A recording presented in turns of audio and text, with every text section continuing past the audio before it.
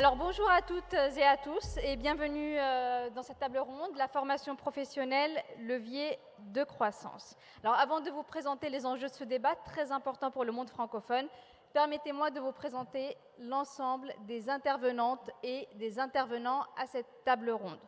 Nous avons donc avec nous aujourd'hui, pour débattre de ce sujet crucial, Madame Patricia Weringa-Gisquez, présidente fondatrice de The Job Factory en République démocratique du Congo, et vous êtes aussi au conseil d'administration du patronat congolais et de l'INPP, qui est un organe de formation professionnelle.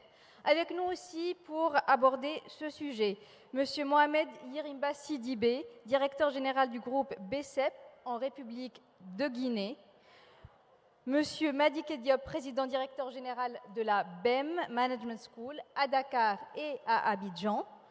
Pour aborder ce sujet aussi, nous avons Madame Joséphine Andriamamon Giarasson, directrice générale du Fonds malgache de formation professionnelle et par intérim et présidente de la Chambre de commerce de Tananarive. Avec nous également aujourd'hui, Monsieur Youssouf Moussa Dawale, président de la Chambre de commerce de Djibouti et président directeur général d'EDC et Yomoda Holding. Monsieur Alphonse Nafak, directeur général d'Afriland First Bank et président de l'APECAM, l'association professionnelle des établissements de crédit au Cameroun. Et enfin, Monsieur Vidia Mounigan, directeur général de Ceridian, société basée à l'île Maurice.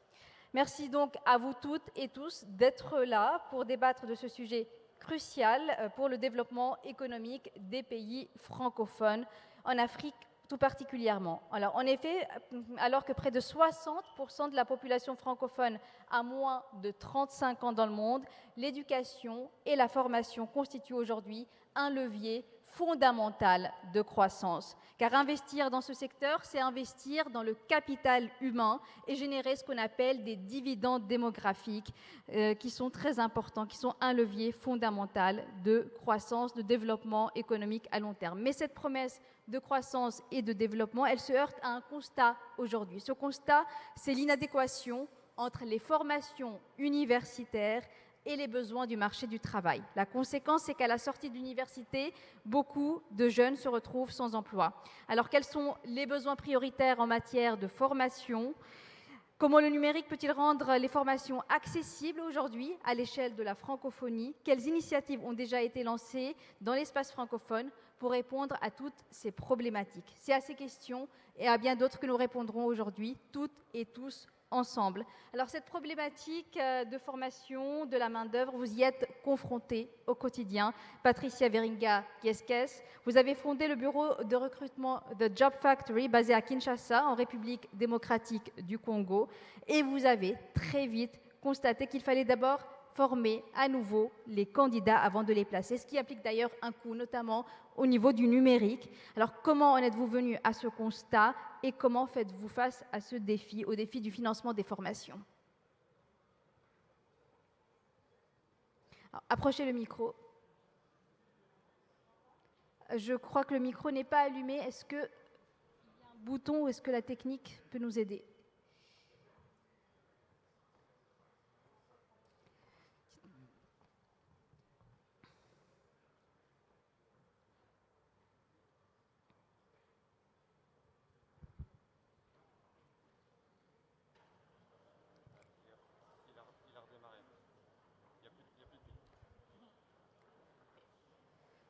Je vais vous passer mon micro en attendant qu'on nous fournisse un autre micro.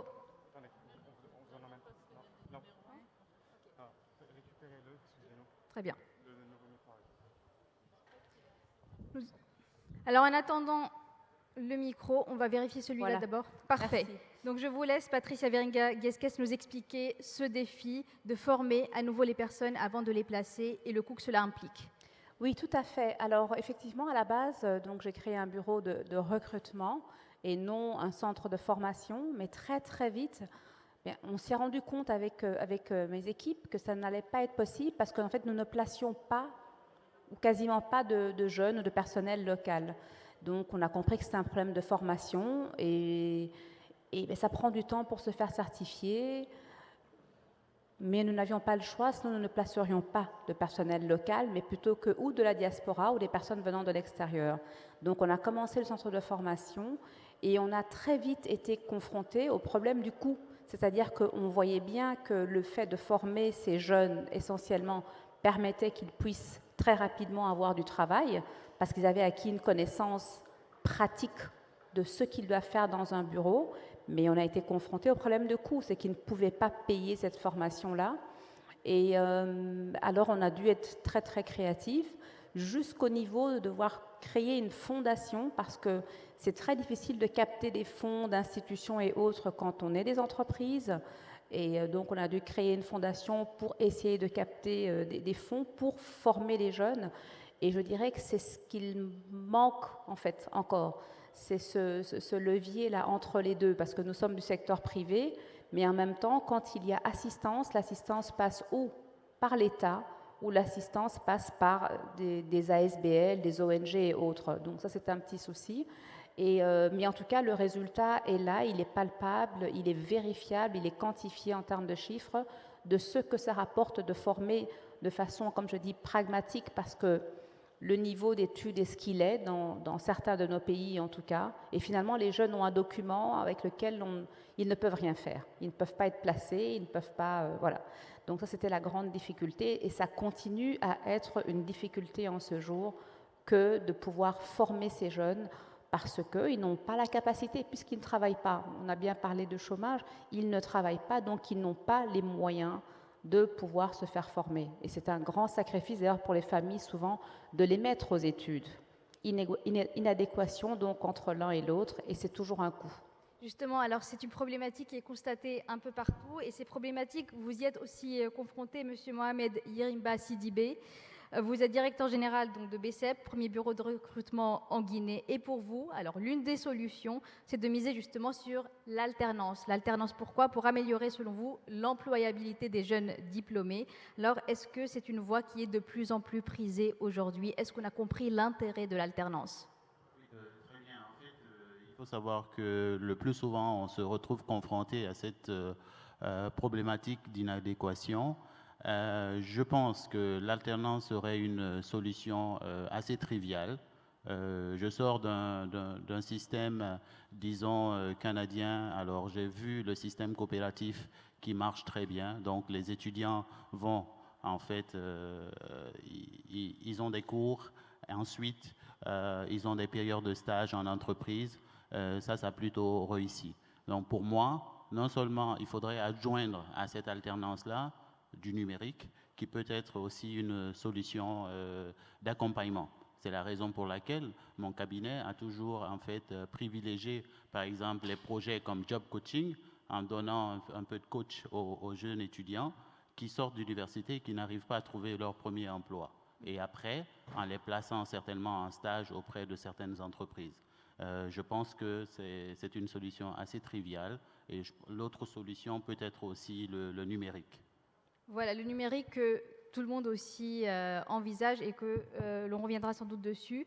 Alors, outre l'alternance au cours du cursus universitaire, se pose aussi la question de la formation continue, la formation tout au long de la carrière. C'est un enjeu de taille aussi, selon vous, Madické Diop, vous qui êtes à la tête de l'école BEM Management School à Dakar, au Sénégal, et à Abidjan, en Côte d'Ivoire. Alors certes, vous êtes surtout dans la formation initiale, mais c'est un sujet important selon vous. Vous m'avez par exemple dit en préparant cette table ronde que les universités sortent aujourd'hui des milliers d'étudiants inemployables et qu'il faudrait sans doute ramener 90% des personnes qui travaillent en formation. Alors comment des écoles de commerce comme les vôtres peuvent-elles contribuer aux besoins de la formation continue et d'une part, et d'autre part remédier aussi à ce problème que l'on voit d'inemployabilité des jeunes diplômés qui arrivent sur le marché du travail?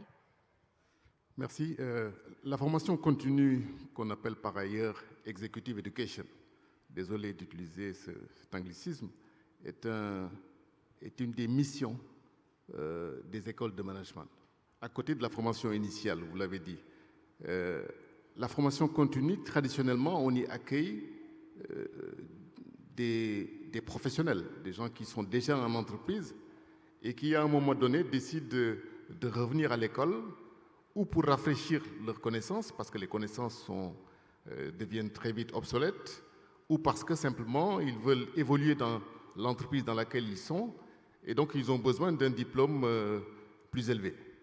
Donc voilà les profils qui traditionnellement arrivent en formation continue. Mais on voit de plus en plus dans la formation continue arriver de jeunes étudiants qui n'ont jamais été en situation professionnelle, donc qui sortent d'universités, qui sortent des instituts et qui viennent dans nos écoles pour acquérir des compétences, notamment les compétences de base qu'ils n'ont pas. Le numérique, bien sûr, est venu révolutionner tout ça. Parce qu'avec le numérique, toutes les fonctions et tous les secteurs sont touchés. À la fois les secteurs de la santé, des assurances, des banques, de l'agroalimentaire, mais aussi toutes les fonctions. Donc les fonctions RH, les fonctions marketing, les fonctions de la finance. Il y a une sorte de mise à niveau massive aujourd'hui au sein de la formation continue. Viennent dans nos écoles des gens qui veulent acquérir aujourd'hui une culture technique minimale. Parce que la culture technique minimale fait partie aujourd'hui des basiques de la formation du manager. Le cloud, le big data, le marketing mobile, toutes ces choses-là font partie aujourd'hui des compétences nécessaires au manager. On assiste donc à une forme d'alphabétisation numérique, d'alphabétisation contemporaine. Et parce que les emplois sont de plus en plus des emplois hybrides. Et des emplois hybrides appellent bien sûr des compétences hybrides. D'où la nécessité dans nos écoles, bien sûr, de procéder au développement des savoirs hybrides. Donc voilà, aujourd'hui, en tout cas, c'est un secteur qui tire la croissance des écoles de management. Aujourd'hui, toutes les écoles de management, même dans les pays du Nord, la croissance des écoles est tirée par justement la formation continue, l'executive education. C'est un élément essentiel. Et puis, il y a un autre élément essentiel au-delà de la formation continue, c'est celui sans doute de regarder les formations initiales et de faire en sorte qu'elles répondent aux besoins du marché du travail. Joséphine Andry et Maman Girasson, vous m'avez parlé de l'importance de l'orientation aussi en préparant cette table ronde. Comment améliorer l'orientation des jeunes vers les métiers porteurs de demain et comment faire en sorte que les formations proposées justement répondent aux besoins d'aujourd'hui et de demain sur le marché du travail? Merci. Effectivement, c'est une problématique absolument essentielle pour nos pays et je pense que tous les pays d'Afrique sont confrontés à cette difficulté. Je vais vous citer juste un chiffre. À Madagascar, 30% des postes qui sont ouverts par les entreprises ne trouvent pas de postulants parce qu'il n'y a pas une adéquation effectivement entre la formation et puis et les besoins des entreprises. Et on sait aussi que 14% environ des jeunes diplômés de l'enseignement supérieur ne trouvent pas à s'employer, ils sont au chômage. Donc il y a un réel problème. Les entreprises d'un côté qui ont besoin de compétences et de l'autre côté nos jeunes qui sont au chômage. C'est un problème qui doit associer à la fois la famille, les parents, les jeunes, également les entreprises et les pouvoirs publics, parce qu'il y a une espèce de culture, notamment dans notre continent, de croire que les diplômes universitaires dans certaines filières sont les plus prestigieux, ce sont ceux qui vont rapporter le plus aux enfants s'ils sortent de l'école. Et en fait, on a un petit peu négligé, sinon beaucoup négligé, la partie notamment technique des formations. Aujourd'hui, on constate dans notre fonds de formation professionnelle que 80% des demandes des entreprises sont des demandes métiers. Or, les jeunes, ils sortent dans des métiers, dans des formations transversales, dans des formations de gestion. Et aujourd'hui, on a besoin de formations métiers et on a besoin de techniciens. J'écoutais avec intérêt ce que disait notre collègue tout à l'heure sur tout ce qui est numérique. Nous avons donc répondu à ce problème à différents niveaux. Au niveau d'abord du patronat et de la Chambre de commerce, nous avons collaboré avec les pouvoirs publics pour mettre en place le fonds de financement de la formation professionnelle qui donc aujourd'hui permet aux entreprises d'organiser leur formation et de former leurs employés dans les différents métiers qu'ils exercent.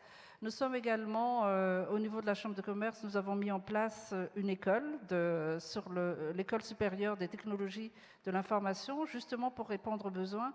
Madagascar, jusque-là, n'avait que 200 ingénieurs, ne formait que 200 ingénieurs dans l'informatique chaque année. Or, ces 200, la moitié au moins, sinon plus, sont embauchés par des entreprises européennes ou des entreprises de la région, Maurice, etc.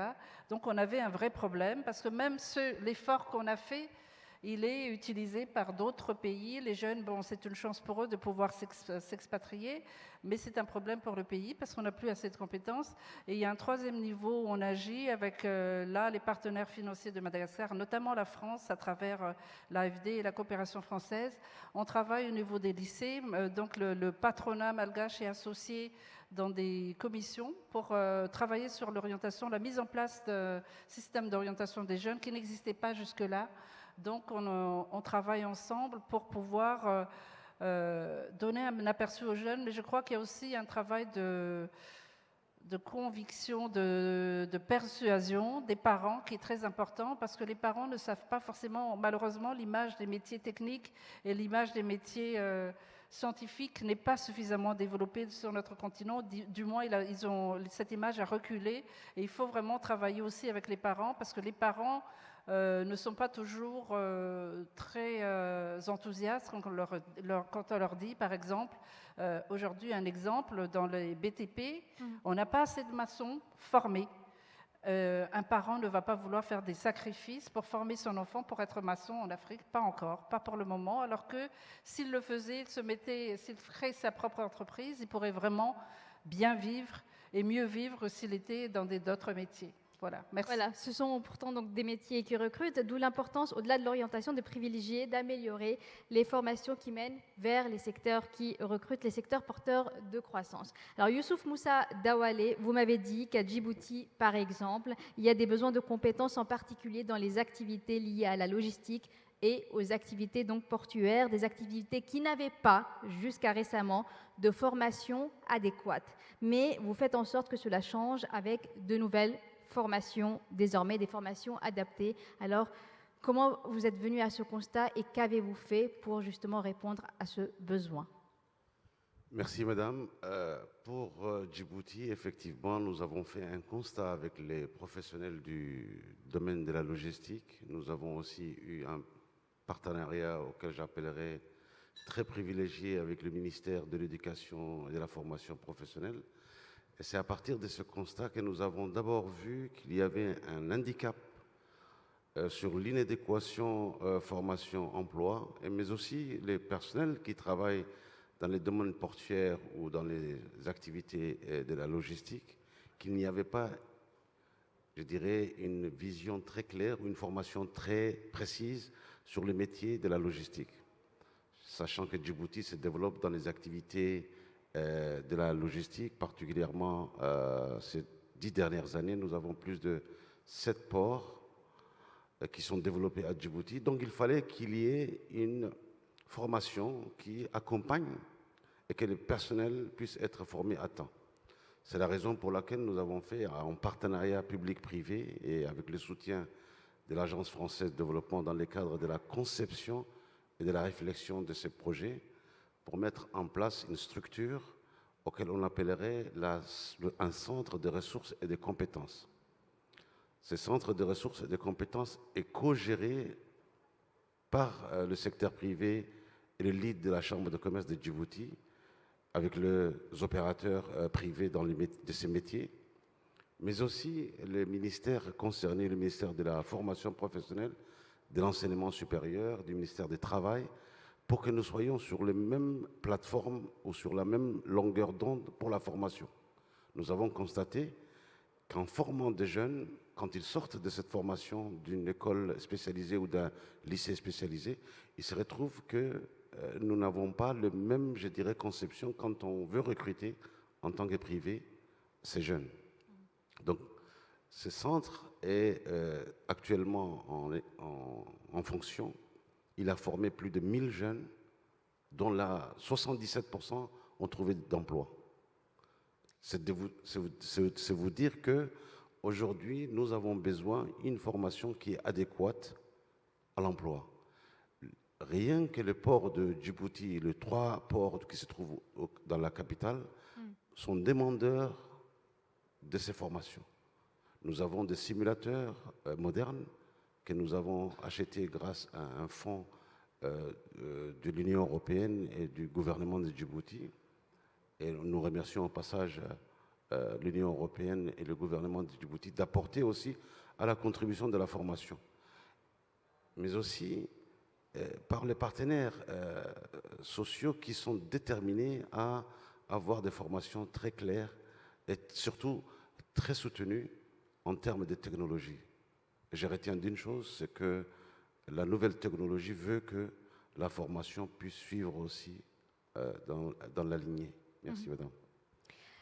Un autre élément très important à voir, on va en parler avec vous, Alphonse Nafak. Je rappelle d'abord qu'en plus des fonctions déjà évoquées, vous êtes fondateur de plusieurs établissements scolaires et universitaires. Alors pour vous, il faut améliorer le contenu des formations, non seulement pour trouver un emploi, mais aussi pour permettre aux jeunes et aux moins jeunes de fonder leur propre entreprise. On parle souvent de la nécessité pour les jeunes qui sortent des formations de trouver un emploi, mais on oublie souvent cette problématique très importante, fonder son entreprise. Or, cela nécessite aussi des compétences que l'on n'apprend pas forcément sur les bancs de l'université, comment obtenir un crédit, comment monter un business plan. Cela nécessite aussi des formations. Alors, est-ce un point qui est négligé aujourd'hui, selon vous, dans la plupart des formations, et comment faire en sorte que cela change ?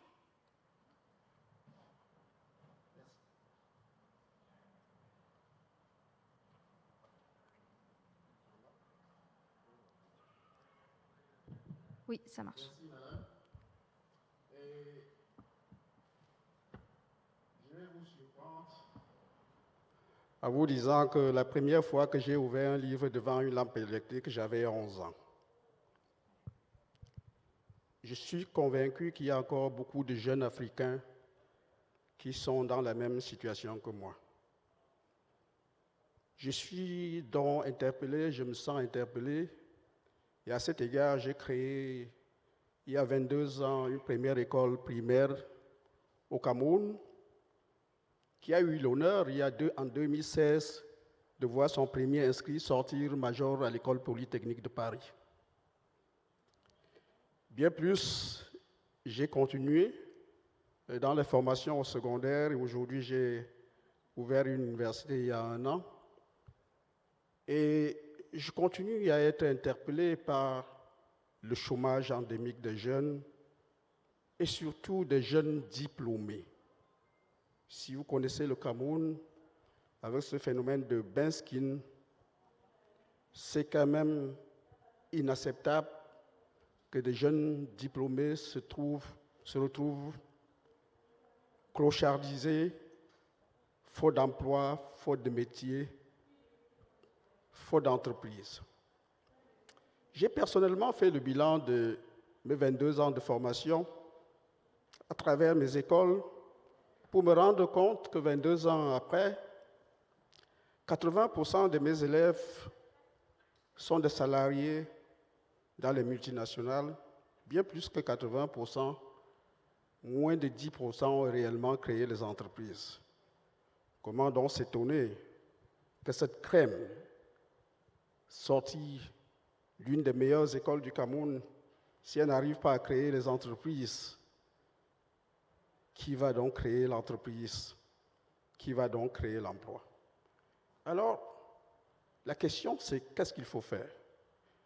Je pense qu'aujourd'hui, il faut créer des synergies pour l'entrepreneuriat des jeunes avec des partenaires qui s'y impliquent, qui s'y dévouent, et ces partenaires, il y en a.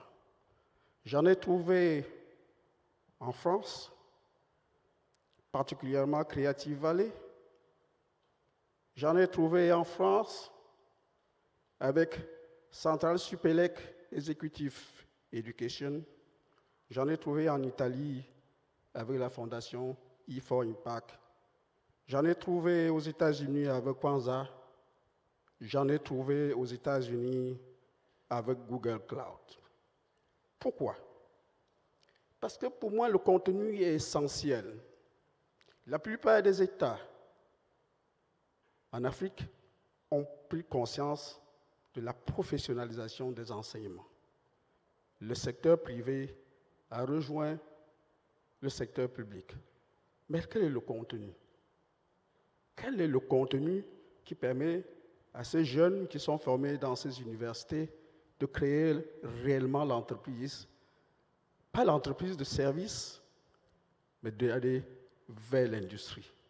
Ce sont ces contenus-là que nous devions rechercher dans les partenariats que nous nouons en France et ailleurs. Et ce sont ces contenus-là qui vont nous permettre de préparer nos étudiants, d'aller vers le leadership transformationnel pour former les leaders, les cadres d'entreprise, à entrer dans les universités avec une idée de sortir avec un projet d'entreprise en plus de leur diplôme. Voilà ce que je pense. Voilà ce que je pense être l'avenir. Et c'est cet avenir que je construis à travers l'université que j'ai créée avec des partenaires que je viens de vous citer. Demain, je rencontre la fondation Dassault parce que je suis intéressé par la 3D expérience. Je vais rencontrer Bouygues parce que j'imagine qu'aujourd'hui, quand on parle du jumeau numérique, on parle de l'industrie 4.0. Pourquoi ça ne figure pas dans nos formations? Qu'allons-nous donc faire si nous n'intégrons pas ces métiers, ces formations de haut niveau dans nos curricula pour préparer nos jeunes à former nos entreprises? Voilà le sens de... Merci. Alors, il y a un élément aussi, puisque vous avez parlé aussi de préparer l'avenir, un élément d'avenir important à évoquer avec vous, Vidya Monigan, vous qui êtes directeur général de Ceridian, société, je rappelle, de technologie et de développement de logiciels à Maurice. Alors, selon vous, la formation doit aussi se préparer à l'arrivée de l'intelligence artificielle. Concrètement, comment les formations peuvent-elles s'adapter aux évolutions technologiques et est-ce que cela aussi implique un coût supplémentaire? Oui, bonjour. Tout d'abord, je veux tout simplement dire qu'on doit essayer de comprendre le problème, pourquoi on est dans cette situation. Il y a plus de 20 ans, on en parle, il n'y a pas assez de main-d'œuvre qualifiée, surtout l'île Maurice, un petit pays. On a essayé de trouver quels sont les soucis dans le système. Donc il y a deux choses à retenir. Premièrement, on a vu qu'il y avait un problème où les politiques, les universités, l'industrie travaillaient en silo. Donc il fallait forcément avoir de la coordination entre tous ces partenaires pour pouvoir avoir un match entre la demande et l'offre. C'est-à-dire que l'université produisait des élèves, mais l'industrie avait besoin d'autres types de profils. Donc ça, il faut régler. Deuxième, on a vu qu'aujourd'hui, avec l'évolution de l'économie, l'évolution des entreprises, on est en train de bouger dans de nouveaux territoires. Et donc, il y a un besoin constant d'évolution en termes de compétences. Donc, la technologie, si vous voulez, c'est un outil, mais un outil qui peut seulement être efficace dans la mesure où on comprend le problème. Donc, aujourd'hui, il est vrai, surtout quand je regarde dans l'espace francophone, surtout en Afrique, il y a un problème d'infrastructure, disponibilité des formateurs, des enseignants. Il y a presque 20 millions de jeunes qui arrivent sur le marché du travail par an dans l'Afrique subsaharienne, et ça crée un problème. Comment on va y remédier? Et donc la technologie et le numérique peuvent avoir plusieurs solutions à ce problème. Premièrement, je pense que ça va nous aider à l'identification des besoins en temps réel. C'est-à-dire qu'aujourd'hui, on va savoir exactement, les entreprises d'aujourd'hui, combien de personnes, quel type de profil ils vont avoir besoin l'année prochaine, etc. Et donc, les universités vont suivre. Deuxième chose, c'est qu'aujourd'hui, avec l'intelligence artificielle, le profil, les compétences des talents évoluent rapidement. De plus en plus, l'informatique et l'intelligence artificielle va simplifier beaucoup de tâches. C'est-à-dire que la partie technique va devenir de plus en plus simple. Et ce qui va être la force de compétitivité et de valeur ajoutée, ça va être la partie humaine, c'est-à-dire les compétences humaines, le soft skills. Et c'est là, je pense, que à l'avenir, il faut que les centres de formation, les universités, essaient de comprendre comment on va essayer d'apporter ce support aux talents qui devient de plus en plus mobile. Aujourd'hui, on est à Maurice, mais on travaille pour le monde entier. Il y a des personnes qui bougent de pays en pays, etc. Et aussi, il y a de nouveaux métiers qui sont créés et qui disparaissent, etc. Donc, cette agilité que seulement avec l'outil de la technologie, on peut y remédier. Est-ce que ça va créer des coûts additionnels? Je ne pense pas. Je pense que c'est ça tout l'atout du numérique. C'est qu'aujourd'hui, on peut former des millions de personnes en même temps à travers le monde entier. Et on a vu ça pendant la crise sanitaire, etc. Et donc, je pense qu'il y a de l'espoir. Il y a de l'espoir. Alors, sur cette note d'espoir, je vais vous permettre à tous de rebondir et de donner votre vision de l'avenir un peu. On est face à un problème. Vous avez déjà tous et toutes proposé des solutions. Maintenant, comment on fait pour aller de l'avant? Je commence avec vous, Patricia Weringa-Gisquez. Chacun, s'il vous plaît, si vous pouvez être assez bref, 1 minute 30, afin que nous terminions à temps et qu'on soit sur une belle conclusion. Oui, alors, on parlait du numérique, n'est-ce pas? Et nous en sommes là. Mais en fait, il y a une réalité aussi. Là, nous sommes plusieurs pays africains réunis en France. Certes, c'est formidable. Mais concrètement, sur terrain, qu'est-ce qui se passe? Vous croyez que les jeunes ont accès réellement à ce numérique? Aujourd'hui, quand on parle de l'accès au numérique, quand on parle du fait que nous, entreprises, avons collaboré avec les autres dans le monde, c'est dans le monde de l'entreprise. Le jeune, il fait comment pour payer son Internet? J'ai vu qu'il y avait le patron, il me semble, d'Orange ici. Est-ce qu'on connaît le coût de l'Internet en Afrique en général? C'est excessif. C'est excessif pour les entreprises, alors ne parlons pas pour les jeunes. Donc on parle de très très très belles choses, mais finalement sur terrain, c'est pas ça. Comment est-ce qu'un jeune fait? Parce qu'en plus, non seulement le coût de l'Internet, mais le problème d'énergie. Pour avoir l'Internet, encore faut-il avoir de l'électricité. Ce sont des vrais problèmes, c'est des vraies problématiques. Donc c'est plutôt sur ça qu'on doit tabler. Hier, il y avait ici un panel sur le numérique, et d'ailleurs, on avait, nous, en tout cas, un conseil du chef de l'État en matière numérique. Mais ça, c'est les vraies problématiques et que souvent, on n'aborde pas. Ça veut dire qu'on va très loin parce que je dirais même que nous sommes des privilégiés, ceux qui sont en entreprise, ceux qui créent les entreprises, d'avoir cette structure. Et nous, on se plaint du coût. Alors, à plus forte raison, eux. Et je crois que c'est le nœud du problème. Formation, aujourd'hui, on est tous bloqués. Nous avons été confinés, peut-être moins que d'autres, mais comme certains. Et ces jeunes-là, comment est-ce qu'ils ont fait? On a aujourd'hui en Afrique, on parle de mobile. Effectivement, c'est un accès. Nous, on fait du banking sur le mobile en permanence, mais de nouveau, le coût. Qui s'occupe de ce coût-là? Comment on fait? Et je pense que c'est là où et les patronats et les gouvernements que nous avons devons nous mettre sur la table. On ne le fait pas ou pas assez ou très peu pour dire ça c'est un vrai problème. Alors est-ce qu'il faudrait subsidier peut-être ces entreprises ou donner des facilités aux entreprises de télécommunications pour permettre que nous ayons accès, que les jeunes aient accès à cet Internet-là? Et là, on pourra parler du reste, on pourra parler du fait qu'ils veulent se faire former, qu'ils veulent créer, qu'ils veulent... Enfin, voilà. Donc, on pourra en parler. Mais aujourd'hui, je crois que ça, c'est une réelle difficulté et on doit le mettre en avant. Merci. Mohamed Yerimba Sidibé, vous partagez ce constat qu'on a aussi besoin de meilleures infrastructures pour mieux former, des infrastructures liées aux nouvelles technologies. Il faut investir davantage là-dedans pour avoir de meilleures formations?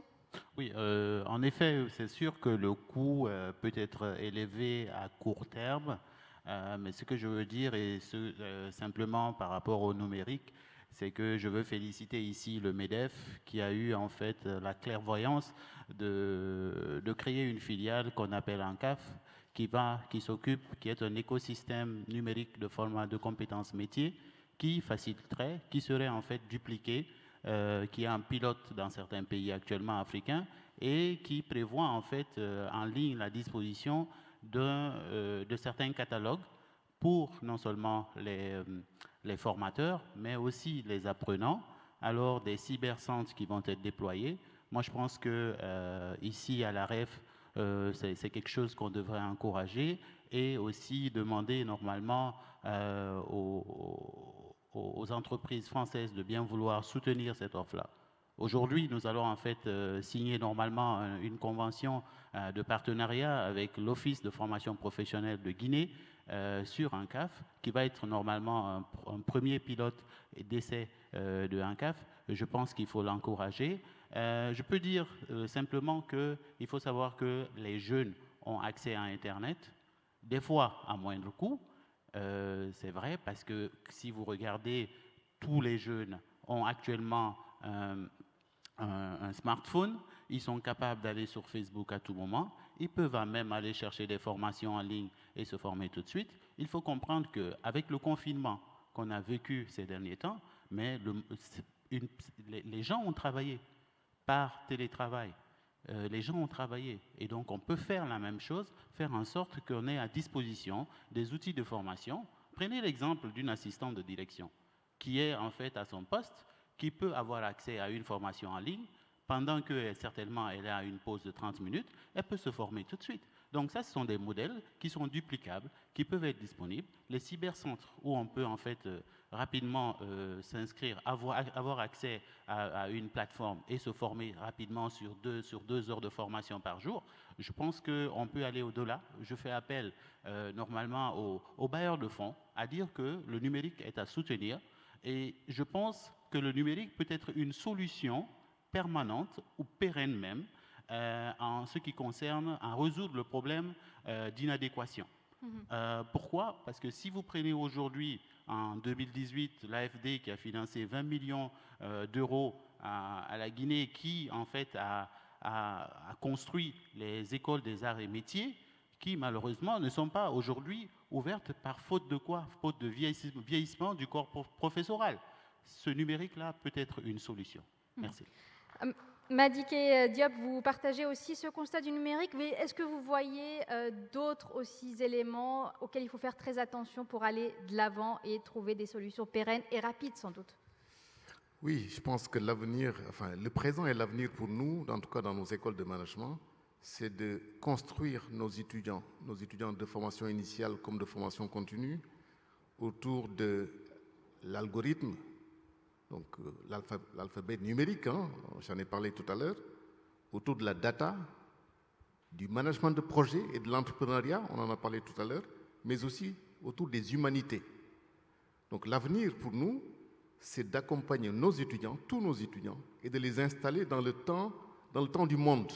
Et le temps du monde, c'est le temps de l'économie contributive. C'est de faire en sorte que nos étudiants, tous, soient des étudiants, soient demain des citoyens capables de s'insérer dans ce monde et d'être des acteurs d'un monde responsable. Ça aussi, c'est l'engagement de nos écoles. C'est très important. Joséphine Andrié, à Mamon Girasson aussi, donc il y a ce défi du numérique, le défi du coût, il y a les infrastructures. Que voyez-vous d'autre comme piste pour aller de l'avant et répondre à ce besoin de formation professionnelle et à une meilleure adéquation avec les besoins du marché du travail? Mais je voudrais quand même revenir un peu sur le défi des infrastructures. Il est vrai qu'à Madagascar, nous avons une qualité d'Internet qui est très très bonne, mais le coût est élevé.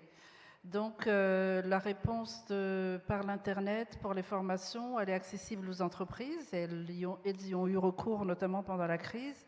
Elle est accessible également dans les centres urbains.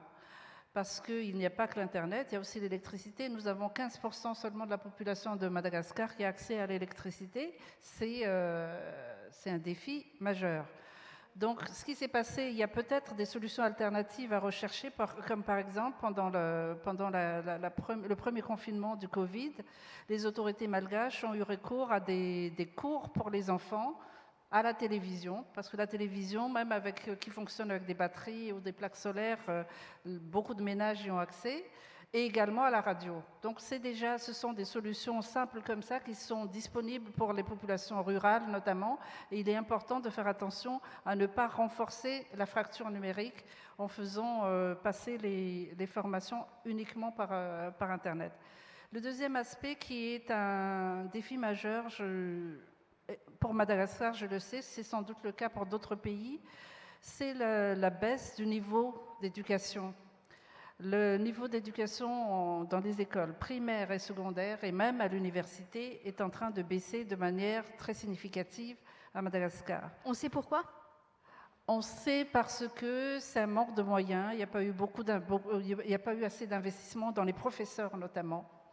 Et donc, le niveau est en train de baisser. Et aujourd'hui, si notre solution en tant que patronat et chambre de commerce a été de dire on va mettre en place une formation professionnelle qui va faire en fait un rattrapage. C'est un rattrapage qu'on fait par rapport aux jeunes qui arrivent, qui ne sont pas formés. À un moment, on va être confronté à un défi majeur, qui est de se dire, qui est de voir que les jeunes qui arrivent du système éducatif ne peuvent pas être rattrapés. Parce que si le système éducatif est vraiment mauvais, ça n'est pas au niveau à 25 ans ou à 22 ans ou à 18 ans, quand ils arrivent, qu'on pourra rattraper au niveau de l'entreprise. Donc, il faut vraiment que les pouvoirs publics se donnent la main avec les entreprises pour mettre l'éducation vraiment au centre des préoccupations et investir massivement dans l'éducation. C'est le cas, tous les pays qui ont réussi, notamment en Asie, sont des pays qui ont investi sur le capital humain et sur l'éducation, à commencer par l'éducation de base primaire. Voilà.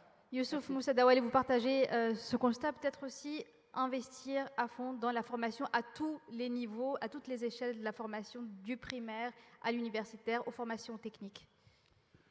Effectivement, parce qu'il y a un sérieux problème, comme disait justement Madame, quand l'éducation a formé jusqu'à l'âge de, je dirais, 15 ans, 20 ans, je dirais, si l'éducation de base n'a pas été une éducation solide, c'est justement à l'entreprise ou à la personne de se reformer ou de faire une formation, je dirais, supplémentaire.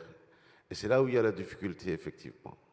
Si je reviens sur la TIC, la rencontre des entrepreneurs francophones est une, je dirais, initiative que je trouve noble.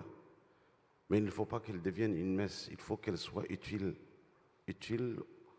aux participants, utile aux intervenants, pour que nous puissions avoir des actions concrètes. On peut faire quelque chose ensemble. On doit réussir, d'ailleurs, chacun d'entre nous ici présents a sûrement une idée à améliorer ou à rajouter sur, je dirais, l'identification d'une problématique liée à la formation professionnelle ou autre.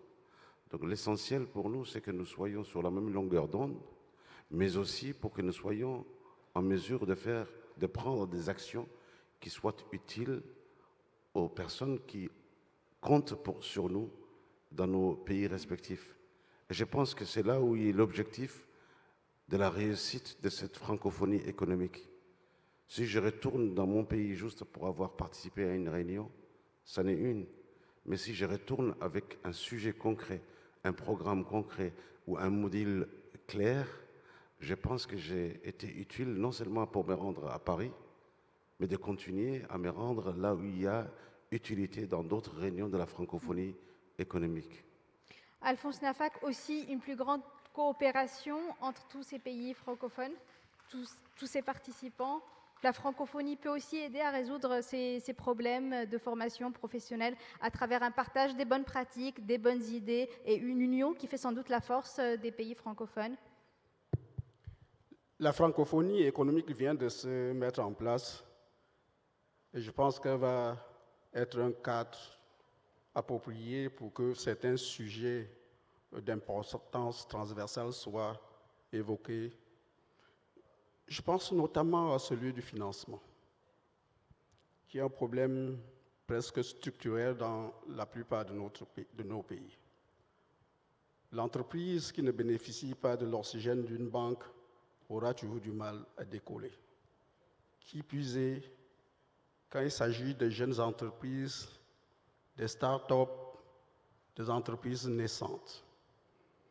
Je pense qu'au sein de la francophonie économique, le patronat, les banquiers, les assureurs auront désormais une plateforme idéale pour partager ce grand souci de financement de nos économies. Bien entendu, certaines synergies pourront être développées entre les acteurs de tous les secteurs dès lors que les conditions seront réunies pour un échange transparent, tout au moins un échange qui permettra à chaque acteur de se retrouver.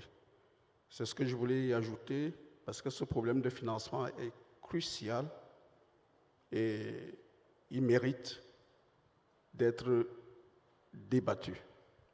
Merci. Vidya Mounigan, le mot de la fin à vous. Donc, que retenez-vous? Que faut-il faire aujourd'hui pour que cette rencontre, ce débat ne reste pas vain et que tout le monde ici reparte avec de bonnes idées et aussi de bonnes initiatives concrètes pour que finalement ça change. Moi, je pense que j'ai entendu les défis en Afrique, surtout avec la connectivité, l'électricité, etc. Moi, je pense qu'aujourd'hui, on doit reconnaître, le gouvernement doit reconnaître que l'accès à l'Internet est un droit fondamental des citoyens. Ça doit être une priorité dans tous les pays. Deuxième chose, il faut aussi être créatif. C'est-à-dire qu'aujourd'hui, on a des immeubles en Afrique, dans certains pays où il y a un vrai souci de connectivité. Pourquoi ne pas utiliser les universités après les heures, les bureaux du gouvernement après les heures, même les entreprises après les heures, pour donner accès à l'Internet aux jeunes, étudiants et autres, pour venir dans l'immeuble, pour avoir accès à cet Internet qui n'est pas utilisé pendant la nuit. Donc je pense qu'il faut penser différemment. Si on attend qu'on va construire les immeubles à travers le pays, on va mettre la connectivité à travers le pays, on va attendre trop longtemps et ça va coûter très très cher. Deuxième chose aussi que je souhaite, comme vous l'avez dit, l'espace francophone a un grand potentiel. De notre société à Maurice, un peu moins de 10%, on a des personnes qu'on a recrutées du Cameroun, de Madagascar, de l'Afrique du Sud, de Zimbabwe et bien sûr de l'Asie. Et je pense que cet espace francophone et pour nous, moi je vois qu'avec cet espace francophone, on a 300 millions de personnes avec qui on peut avoir cet accès au talent. Pourquoi aujourd'hui on ne met pas en place, je sais que la MEDEF est en train de lancer un écosystème dans ce sens, pourquoi nous, tout le monde ici, on ne travaille pas ensemble? Moi, demain, j'aurai besoin des ressources de votre pays. On peut faciliter ceci, que ce soit par notre réseau et aussi par l'informatique. Et donc, moi, je resterai optimiste quand même. Merci. Donc, sur cette note d'optimisme, on va terminer cette table ronde. Merci à toutes et à tous d'avoir partagé vos expériences. Qu'on retiendra sans doute, c'est l'importance du numérique, la nécessité aussi d'investir davantage dans les infrastructures du numérique pour permettre à tous les jeunes des pays francophones de se former, de revoir sans doute le contenu des formations pour qu'elles soient mieux adaptées aux besoins du marché du travail. Ne pas oublier la question de l'entrepreneuriat, parce qu'on n'est pas obligé forcément de trouver un emploi dans une entreprise en sortant de l'université ou d'une école de commerce. On peut aussi créer son entreprise. Ne pas oublier les formations techniques en lien direct avec les besoins de l'économie. Quelques idées importantes pour que ce capital humain important donc, soit valorisé et que le dividende démographique auquel peut prétendre de nombreux pays francophones, notamment en Afrique, soit atteint. Merci à toutes et à tous.